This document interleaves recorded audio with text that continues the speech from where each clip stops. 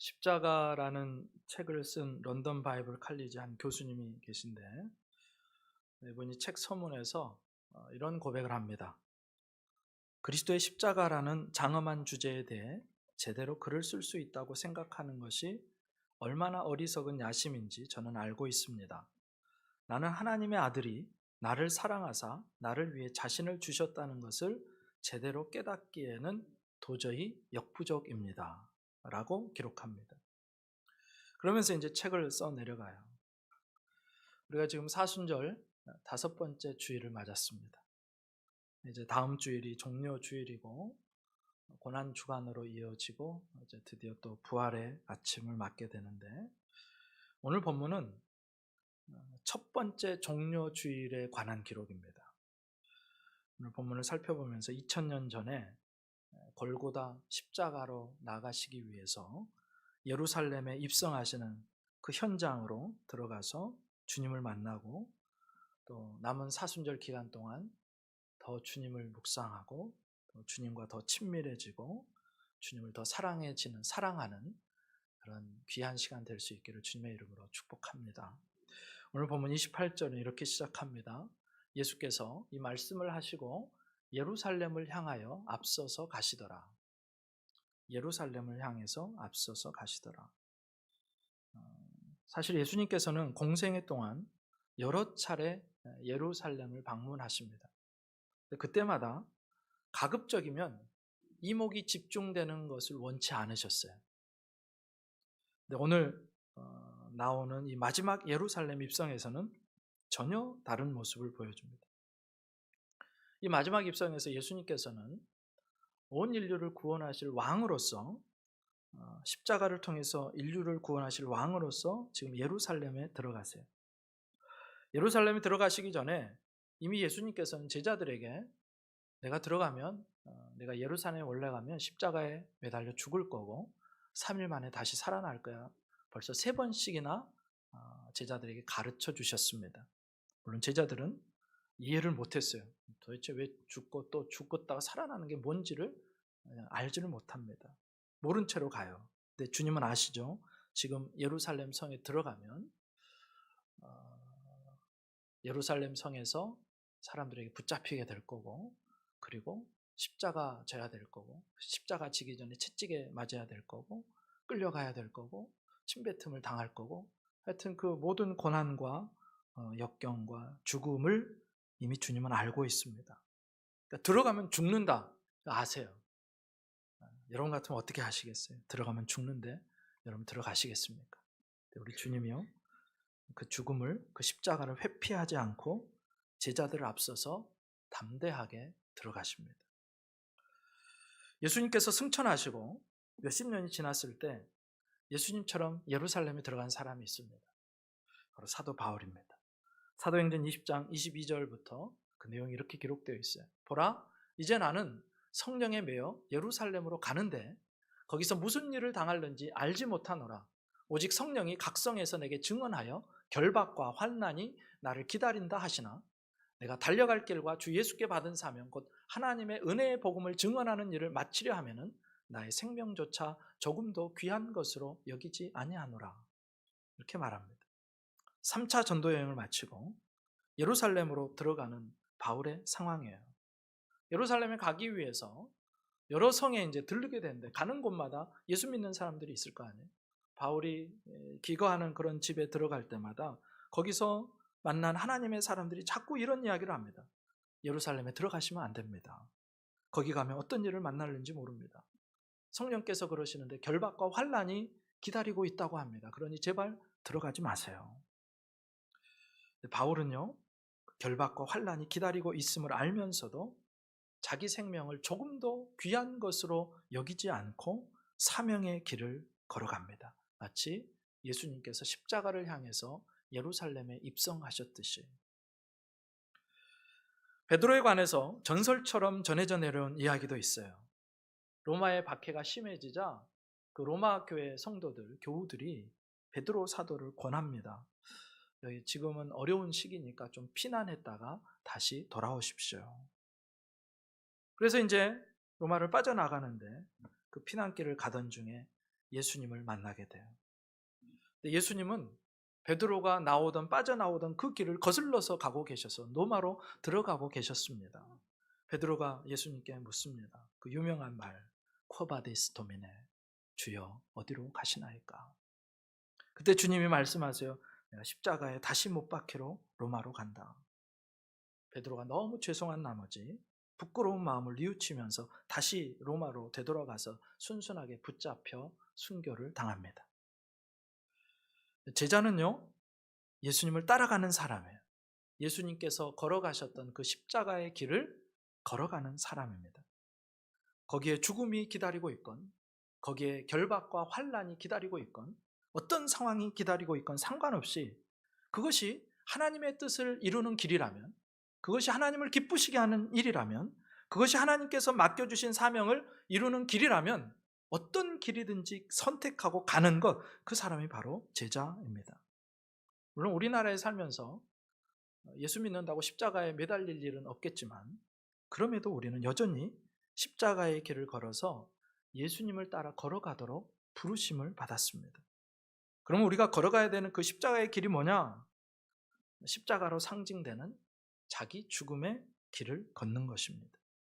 사람들 앞에서 십자가에 매달려 죽는 그런 순교가 아니라 오늘 나의 삶 속에서 순간순간 자기 죽음을 선언하고 자기 죽음의 길을 걷는 거예요. 여러분, 자기 죽음이라는 게 뭡니까?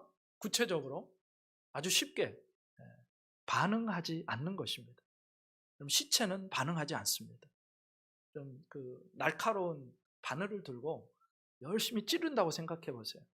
여러분을 찔렀어요. 그럼 어떻게 하죠? 아야 하지 않겠어요? 아프잖아요. 반응을 하겠죠. 근데 시체는요, 아무리 찔러도 반응하지 않아요. 옆에 사람이 아무리 욕을 해도 반응하지 않아요. 옆에 사람이 아무리 화를 나게 해도 반응하지 않아요. 무반응. 그게 자기 죽음입니다. 가장 구체적이고 쉬운 적용이 자기 죽음이고 무반응이에요. 다른 사람들이 그래서 반응하는 그곳에서 나는 반응하지 않는 거예요. 화를 낼 만한 그곳에서 화를 내지 않는 거예요. 절망할 만한 그곳에서 절망하지 않는 거예요. 주님의 일이라면 다른 사람의 비난과 침뱉음과 조롱까지라도 반응하지 않고 주님이 기뻐하신다면 그 길을 가는 것, 그것이 십자가의 길을 걷는 것입니다. 그렇게 십자가를 지시기 위해서 예루살렘을 향하시던 예수님의 일행이요, 벳바게와 베단이라는 동네 근처에 이르렀대요. 29절, 30절, 31절에 이렇게 나옵니다. 감람원이라 불리는 산 쪽에 있는 벳바게와 베다니에 가까이 가셨을 때에 제자 중 둘을 보내시며 이르시되 너희는 맞은편 마을로 가라. 그리로 들어가면 아직 아무도 타보지 않는 나귀 새끼가 매어 있는 것을 보리니 풀어 끌고 오라.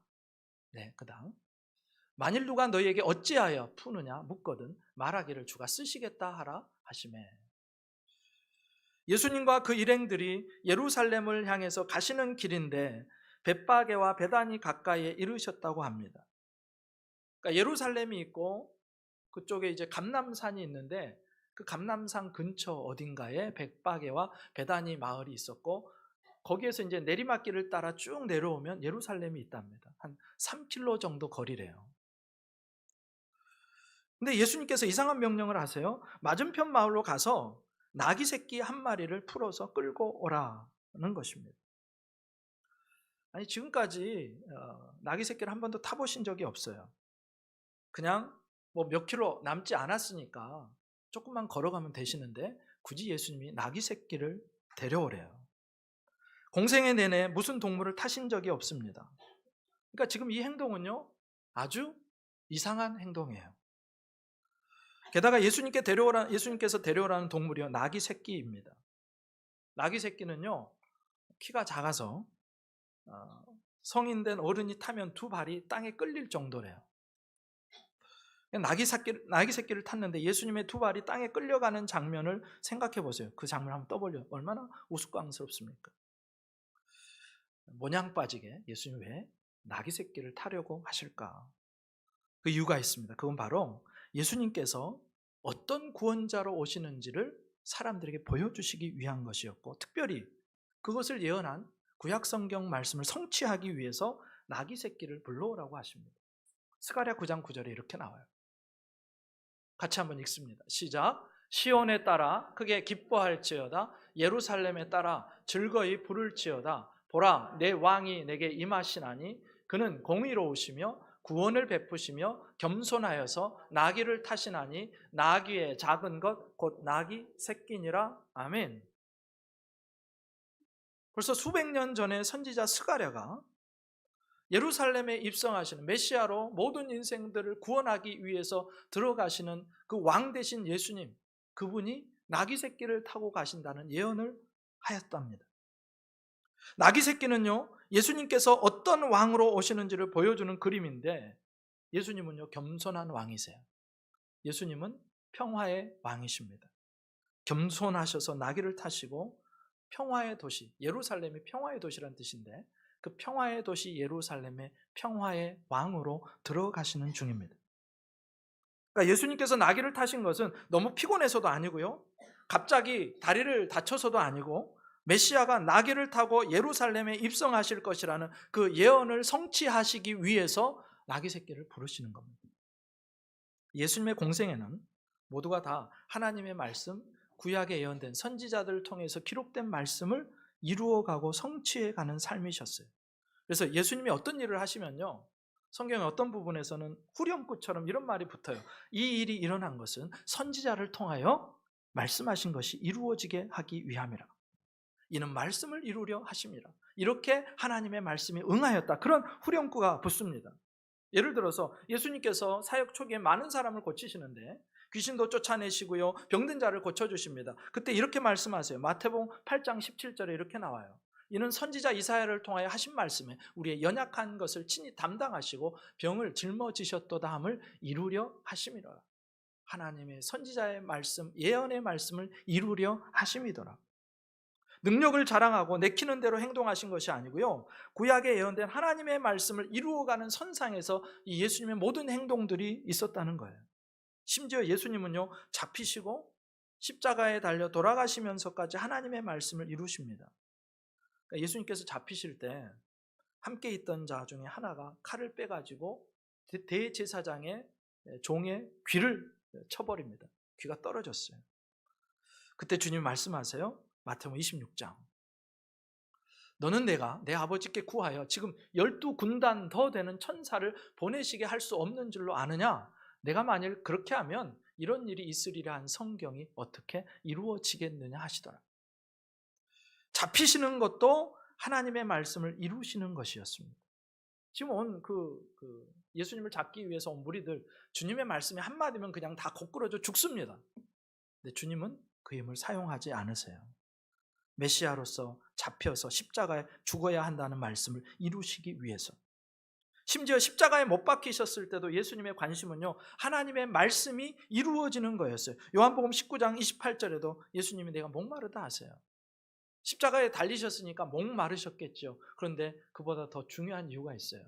여기 그렇게 나오면 그 후에 예수께서 모든 일이 이미 이루어진 줄 아시고 성경을 응하게 하려 하사 이르시되 내가 목마르다 하시니. 예수님의 행동 하나하나, 예수님의 말씀 하나하나 모두가 다 이미 예언된 하나님의 말씀을 이루어지게 하는 일에 쓰임받아 사용했다라는 것입니다. 그래서 예수님을 따라가는 제자는요, 우리도 주님처럼 해야죠. 나를 향한 하나님의 뜻이 어떻게 이루어질까? 어떻게 하면 나를 향한 하나님의 뜻이 이루어지고 어떻게 하면 내 삶을 통해서 하나님께 영광을 돌려드릴 수 있을까? 그러니까 예수님의 관심은 온통 그거였어요. 하나님 아버지의 뜻을 이루는 것. 그럼 우리가 삶에서 많은 선택을 합니다. 근데 그가 제자라면 그 선택에 가장 중요한 기준이 있어요. 그 기준이 뭡니까? 어떤 선택을 하는 것이 하나님께서 원하시는 뜻을 이루는 길일까? 그거예요. 어떤 선택을 하면 나를 향한 하나님의 뜻이 이루어질까? 어떤 선택을 하는 것이 하나님께 영광이 될까? 늘 우리의 선택의 기준은 내 이익과 내가 원하는 목적과 계획이 아니라 하나님이셔야 한다는 거예요.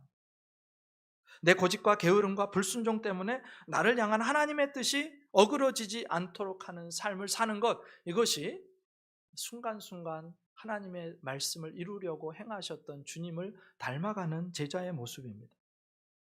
여러분, 그렇게 예수님께서는 지금 선지자의 예언대로 겸손한 왕으로, 평화의 왕으로 예루살렘에 입성하시기 위해서 나귀 새끼를 타십니다. 근데요, 제자들 입장에서는 지금 이게 어떻게 돌아가는 상황인지를 몰라요.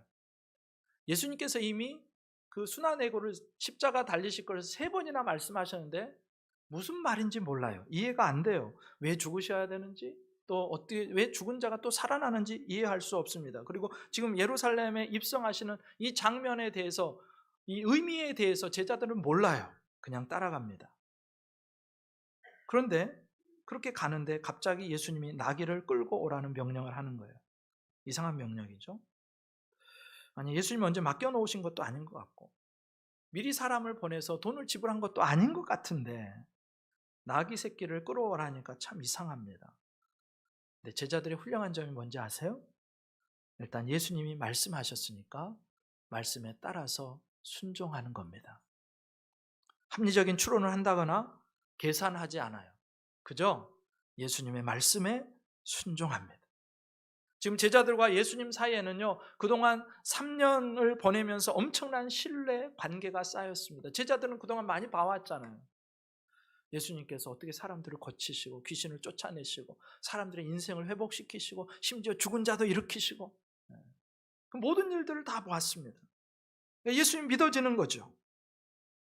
그래서 이렇게 생각하는, 주님은 허투루 시키는 분이 아니야. 주님은 다 계획이 있으셔. 주님 다 알고 계셔. 그래서 순종하는 거예요. 여러분, 우리의 심령에 주님에 대한 제자들의 그 확신과 신뢰가 있기를 주님의 이름으로 축복합니다. 한번 인사하겠습니다. 주님을 신뢰합시다. 네. 주님은 나를 너무너무 사랑하는 분이셔. 믿습니까? 주님은 내 인생을 가지고 장난치시는 분이 아니야.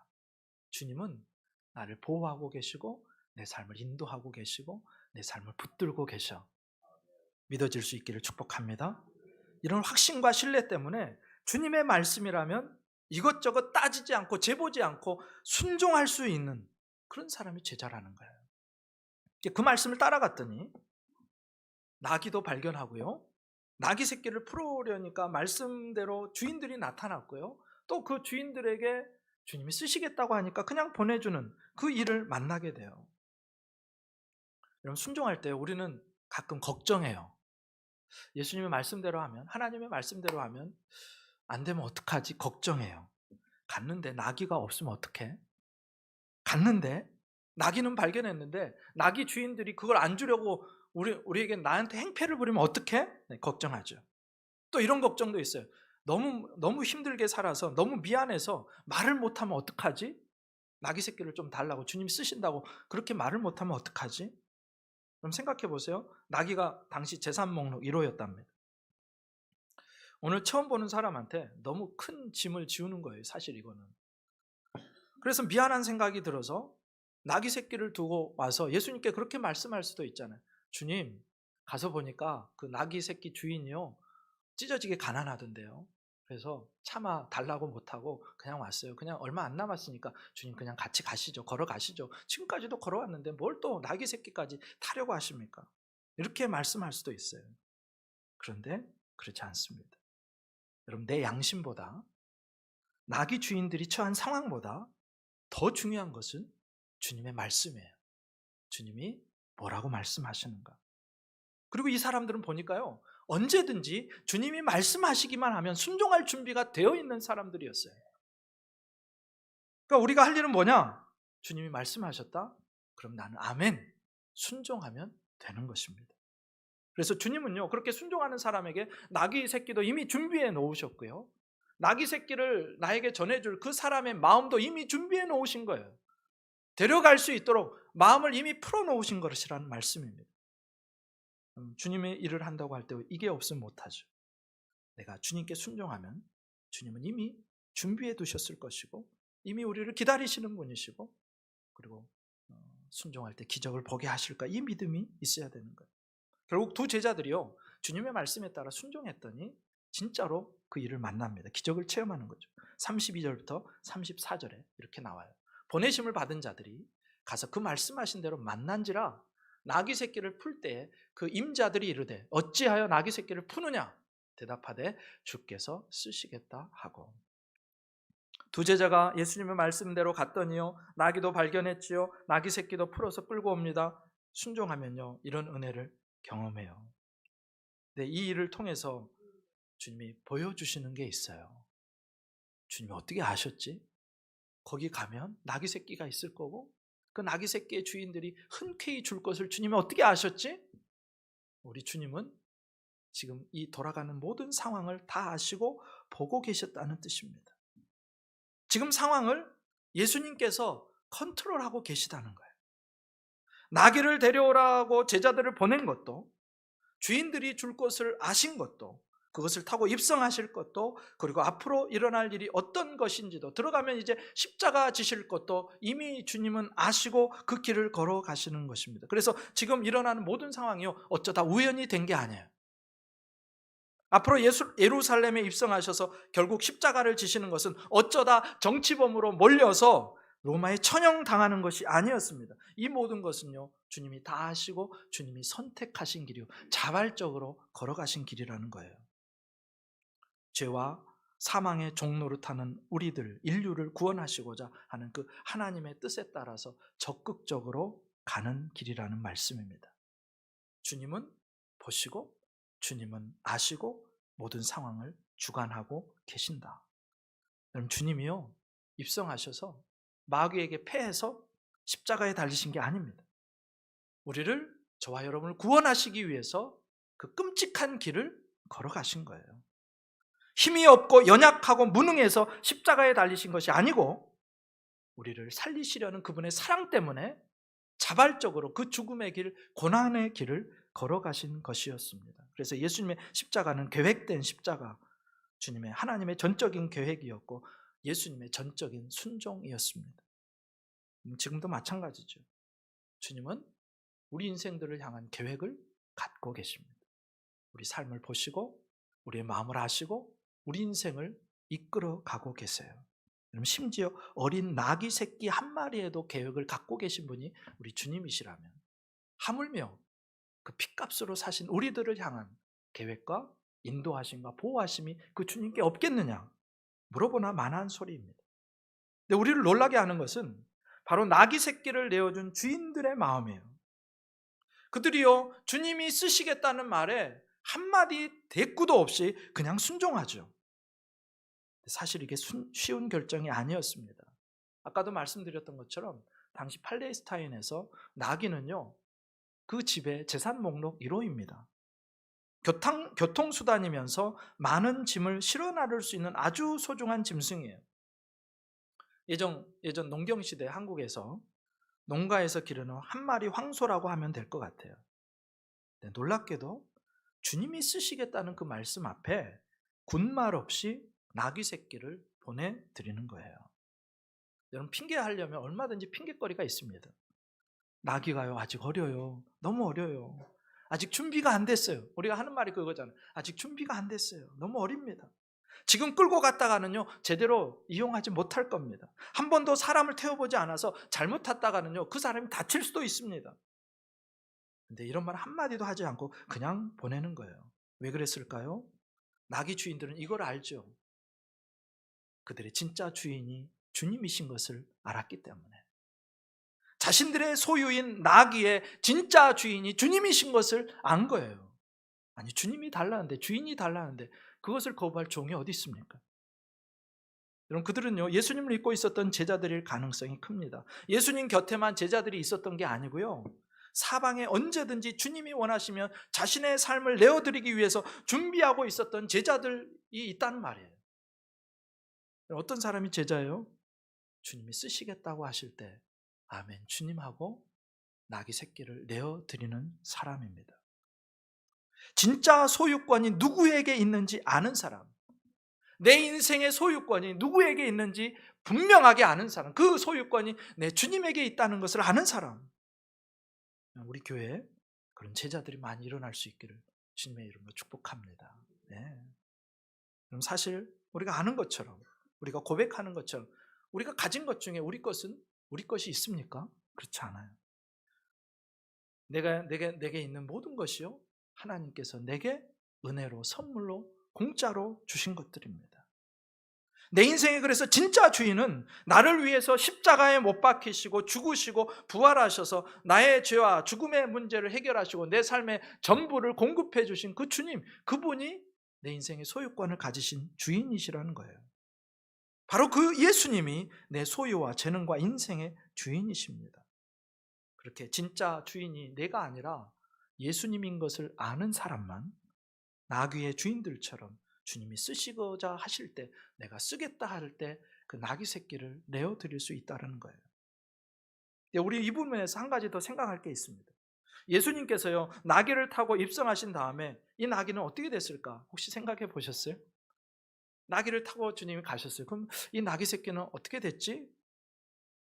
아마도 예수님의 명령으로 그 데리고 왔던 2명의 제자들을 통해서 다시 돌려주지 않았을까? 그런 생각을 해봅니다. 나귀 새끼의 주인들은요, 주님에게 드렸는데 그게 없어지는 게 아니더라고요. 그리고 내 나귀 새끼가 주님의 그 입성에, 주님의 일에 귀하게 쓰임받은 헌신이 남아요. 나귀도 다시 돌려받고 헌신도 남습니다. 여러분, 우리가 내 소유라고만 주장하고 주님의 쓰임에 내어놓지 않을 때요, 내 것은 그냥 썩어져 버리는 거예요. 그러나 주님이 원한다고 할 때 그것을 드리게 되면 그것은 주님께 쓰임받는 것은 물론이고 썩어 없어질 그것이 하늘의 창고에 쌓이게 되는, 그리고 내가 주님의 쓰임에 응답했다는 그 은혜가 남게 되더라는 것입니다. 우리가 주님의 손에 뭔가를 올려드릴 때, 주님이 쓰시겠다 하셔서 드릴 때 그것이 없어지지 않습니다. 다 남는 거예요. 그리고 다시 돌아오게 되는 것입니다. 이 비밀을 알아야 돼요. 내 거니까, 내 소유니까 이건 내가 꽉 쥐고 안 놓을 거야. 그러면 그거는 내 인생과 함께 썩어 없어지지만, 주님 것인 줄 알고 주님의 손에 올려드릴 때 남는 은혜, 쓰임받는 은혜, 남겨지는 은혜가 있는 줄 믿습니다. 35절 36절 계속해서 이렇게 돼요. 그것을 예수께로 끌고 와서 자기들의 겉옷을 나귀 새끼 위에 걸쳐놓고 예수를 태우니 가실 때 그들이 자기의 겉옷을 길에 펴더라. 이제 나귀 새끼를 끌어왔으니까 예수님 타셔야 되는데 그냥 타시기가 힘들잖아요. 그래서 안장이 있었으면 좋겠는데 안장이 없으니까 자기들의 겉옷을 벗어서 나귀 새끼 등 위에 올려놓습니다. 여러분, 우리가 주님의 일을 한다고 할 때, 주님을 위해서 섬긴다고 할 때 기억할 점이 있어요. 지금 당장 나귀 안장이 필요한데 당장 구할 수가 없죠. 그럼 어떻게 할까요? 내가 할 수 있는, 내어드릴 수 있는 것을 내어드리는 겁니다. 헌신은요, 없는 것을 가져다가 하는 게 아니고 내가 지금 할 수 있는 겉옷을 벗어서 그 나귀 새끼 위에 얹어드리는 거예요. 내가 가지고 있는 것 중에 귀한 것을 주님께 드리면 되는 것입니다. 이게 주님을 섬기는 방법이에요. 내가 들고 있는 보리떡 5개와 물고기 2마리를 주님의 손에 얹어드리면 주님은 그 뒤에 것을 알아서 역사하십니다. 그럼 사실 당시 옷이 흔치 않았죠. 어떤 가난한 사람들은요, 자신이 입고 있는 그 겉옷이 자기의 재산이 전부인 그런 사람들도 있었습니다. 밤에는 추위를 막아주는 이불 역할을 하고요, 낮에는 몸을 보호해주는 그런 겉옷을 드렸다, 귀한 것을 드린 거죠. 근데 보세요, 그렇게 하니까 어떤 일이 벌어집니까? 한두 사람으로 시작된 그들의 헌신이요, 다른 사람들의 헌신을 끌어내는 거예요. 사람들이요, 길에다가 옷을 펴기 시작합니다. 그 귀한 옷을, 내 재산과 같은 옷을. 그리고 나뭇가지들도 꺾어서 주님을 환영해요.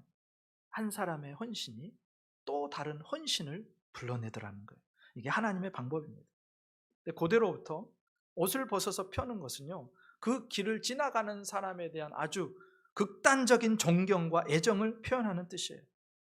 그러니까 예수님께서 지금 나귀를 타고 입성하시는데 사람들이 자기 겉옷을 벗어서 지나가는 길에 깔고 있는 거죠. 얼마나 이 사람들이 예수님을 진심으로 환영하고 있는지를 보여주는 대목입니다. 성의 많은 사람들이 진심으로 예수님께서 메시아일 것이라고 확신하는 가운데 그분을 맞아들이고 있는 거예요. 그들의 찬양을 한번 들어보실래요? 37절 38절 이렇게 주님을 찬양해요. 이미 감람산 내리막길에 가까이 오심에 제자의 온 무리가 자기들이 본 바 모든 능한 일로 인하여 기뻐하며 큰 소리로 하나님을 찬양하여, 같이 읽습니다. 시작. 이르되 찬송하리로다 주의 이름으로 오시는 왕이여, 하늘에는 평화요 가장 높은 곳에는 영광이로다 하니 아멘. 아멘. 얼마나 놀라운 찬양이에요. 찬송하리로다 주님의 이름으로 오시는 왕이시여 환영합니다. 수많은 사람들이 외쳤다면 그 찬양이, 그 함성이 얼마나 웅장했겠습니까? 근데 이 찬양에는요, 함정이 있어요. 함정. 당시 상황을 한번 생각해 보세요. 지금 수많은 사람이 예수님을 환영해요. 당시는요, 유월절을 코앞에 둔 시기였습니다. 이스라엘 백성이요, 반드시 예루살렘 성전에 올라가서 하나님의 얼굴을 뵈야 되는 때가 있는데 3대 절기 있죠. 유월절, 맥추절, 수장절. 세 절기에는 반드시 모든 사람이 주님 앞에 올라와야 됩니다. 당시 예루살렘 인구가 약 10만 명 정도였대요. 그런데 6월절 같은 그 3대 절기에 사람들이 모이는데 디아스포라 유대인 그리고 유대 각지에서 오는 사람들을 다 합치면 무려 200만이 넘었대요. 적게 잡는 사람은 100만 명을 잡는 사람도 있고 좀 더 많이 잡으면 250만 명까지 잡습니다. 그러니까 인구 10만의 예루살렘이라는 도시에 6월절을 맞아서 200만 명이 왔다고 생각해 보세요. 그 예루살렘 도시 안에는요, 이 사람들을 다 숙소를 제공할 수가 없어요. 그럼 어떻게 합니까? 예루살렘 주변 근처로 흩어지겠죠. 지금 예루살렘이 있고 감람산이 있고요, 언덕으로 올라가는 길에 숲이 우겨졌으면 거기에 텐트 천막을 쳤을 수도 있고요, 그 벳바게와 베다니 그 근처에도 사람들이 무수하게 몰려 있을 수 있는 그런 상황이에요. 예루살렘까지요 수십만이 모여 있다고 생각해 보세요. 얼마나 사람들이 많은 장관인지. 근데 이때 단연 이 사람들, 수많은 사람들의 화제거리가 뭐냐? 바로 나사렛 출신의 예수님이었어요. 그분이 병자들을 고치셨대. 그분이 눈먼 사람을 고치셨대. 그분이 말이야 중풍병자를 고치셨대. 그분이 가는 곳마다 말이야 귀신들이 쫓겨난대. 얼마 전에는 말이야 나사로라는 죽은 사람을 죽은 지 나흘 만에 살리셨대.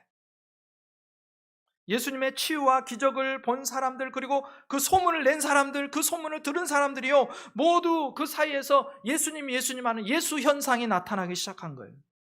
그분이 진짜 메시아 아니야? 우리를 로마의 압제에서 구원해 주실 그분이 바로 예수님 아니야? 어느 순간에요 예수님을 향한 사람들의 기대가요 하늘을 찔러요. 열기가 하늘을 찌릅니다. 그래서 이분이 진짜 우리의 메시아, 이번에 오시면 지금 헤롯 왕과를 다 엎고 그들을 다 쫓아내고 로마 군대를 다 쫓아내고 평정하시고 예수님 왕위에 오르셔서 우리를 통치하실 거야. 다윗과 같은 왕으로 우리를 다스려 주실 거야. 그래서 열렬하게 목이 터져라 예수님을 환영해요. 근데 지금 나귀 새끼를 타시고 입성하신 예수님은 전혀 그럴 마음이 있다 없다? 없으세요.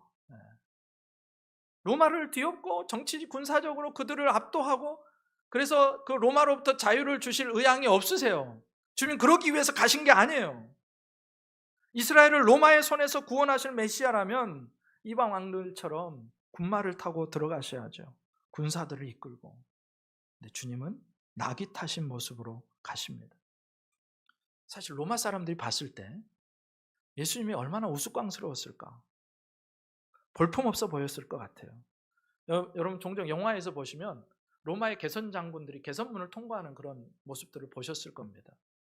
그 개선 장군이요 엄청난 말, 흰 말이나 뭐 검은 말을 타고 입장을 하면 뒤에 엄청난 무수한 군사들이 따르고 또 그 뒤에 그 전리품들이 따라오고 사람들이 막 위에서 꽃가루를 던져주고 엄청나요. 근데 그런 모습에 비하면 나귀 타신 예수님, 발이 막 땅에 끌리고 사람들이 길바닥에 뭐 옷을 그렇게 펴놓고 얼마나 하찮아 보이겠습니까? 전혀 위협이 되지 않는 모습.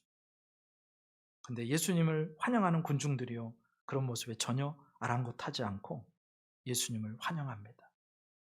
독립의 열기가 이제 불 하나만, 성냥개비 하나로 딱 불만 붙여주면 이 사람 사이에 확 일어나서 무슨 일인가 이제 벌어질 것 같은 그런 상황이에요.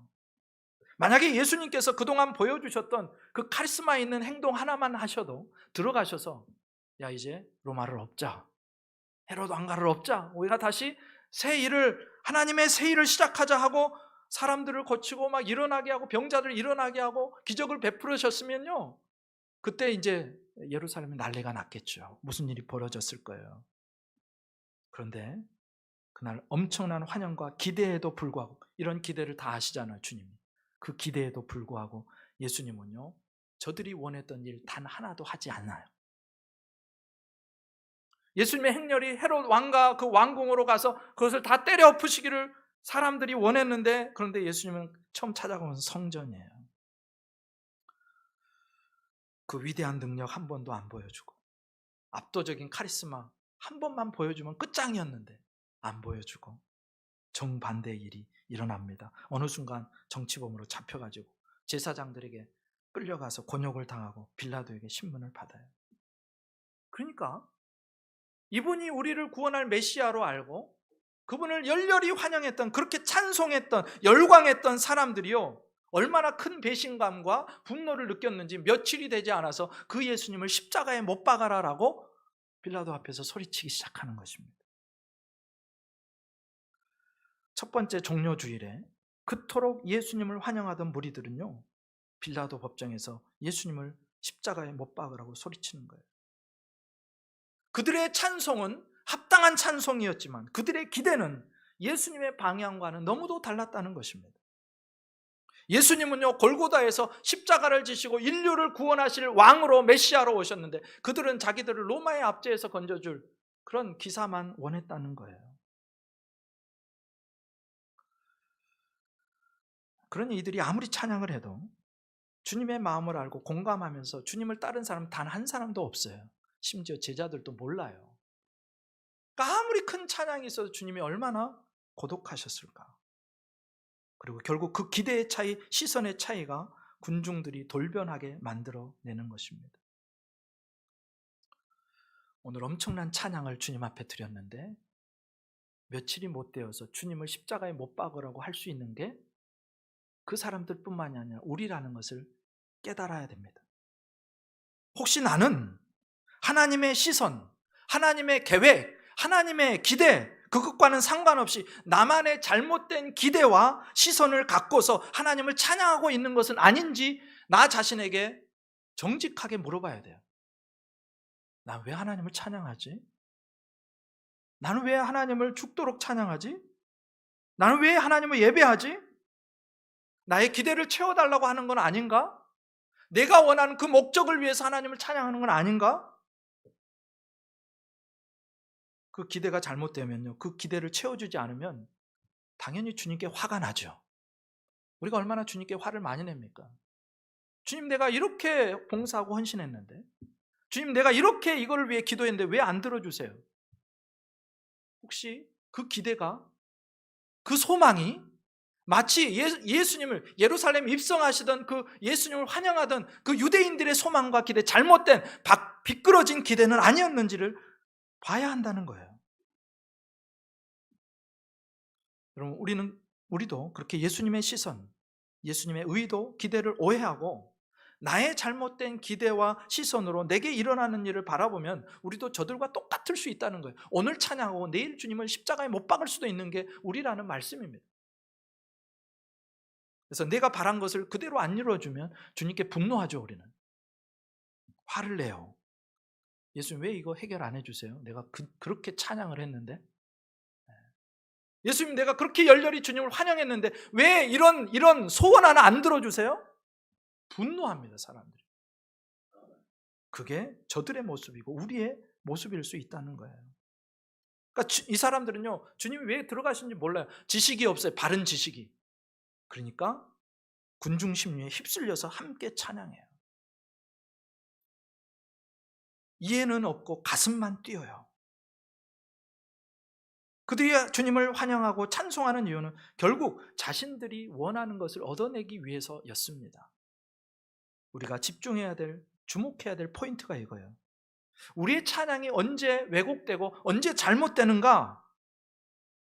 우리의 목적을 위해서 주님을 이용하려고 할 때, 그때 우리의 찬양은 왜곡됩니다. 주님을 사랑해서가 아니라 주님의 능력만 필요로 해서 어떻게든 주님을 한번 얼러서 내 소원을 이루려고 할 때 우리의 찬양은 왜곡됩니다. 근데 이 사람들이요, 주님을 사랑하는 마음이 아니고 주님의 능력만 필요로 했기 때문에 일주일이 안 돼서 마음이 바뀌고 주님을 십자가에 못 박으라고 소리치고 있다라는 거예요. 그러므로 우리가 주님 앞에 나와 예배할 때, 찬양할 때 나의 마음에 정직하게 물어야 돼요. 왜 나는 지금 주님을 찬양하고 있는지, 내가 지금 정말로 주님을 사랑하면서 찬양하는지. 주님 사랑합니다. 주님 사랑합니다. 주님 사랑. 그 고백이 나에게 있는지, 아니면 그냥 다들 하니까, 사람들이 하니까 군중 심리에 휩쓸려서 그냥 나도 저들처럼 호산나 호산나 외치고 있는 것은 아닌지.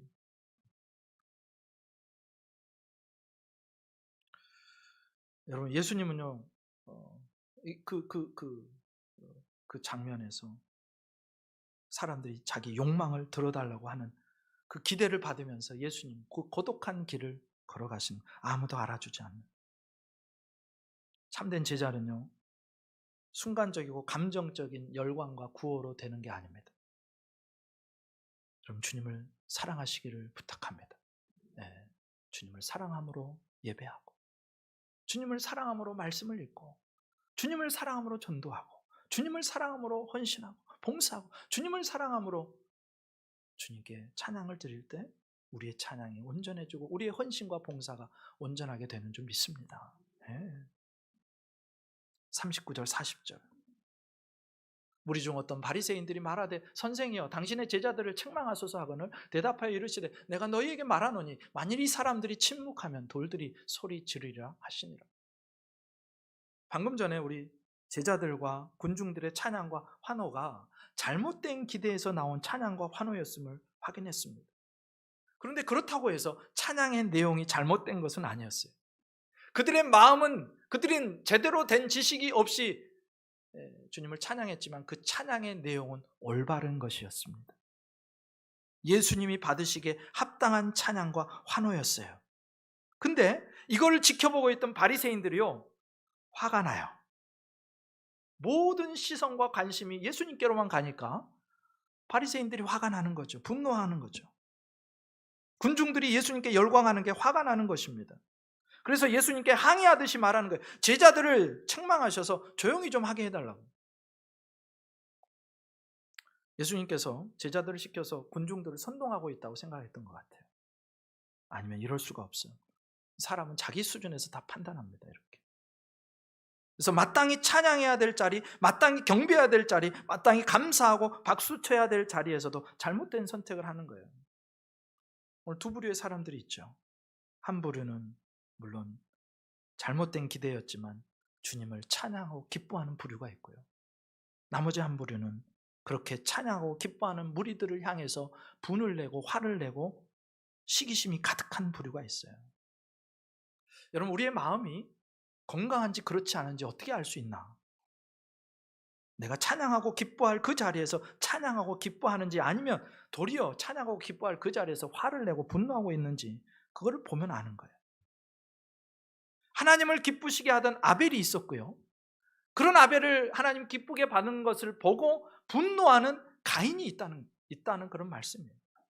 예수님의 발에 옥합을 깨뜨려서 향유를 붓는 여인이 있는가 하면 그 여인의 모습을 보면서 비난하고 조롱하는 가룟 유다와 같은 사람이 있다는 것입니다.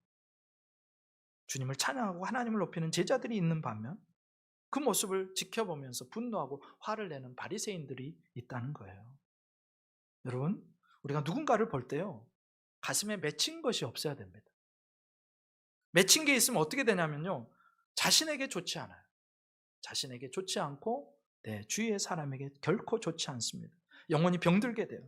그러면 가슴에 분노가 차오르게 되고요, 다른 일을 향해서 칭찬과 격려를 하지 못하게 되고, 그런 이야기를 들으면 또 분노하게 되고 신경질이 나고 심지어 하나님을 찬양한 것도 견디지를 못해요.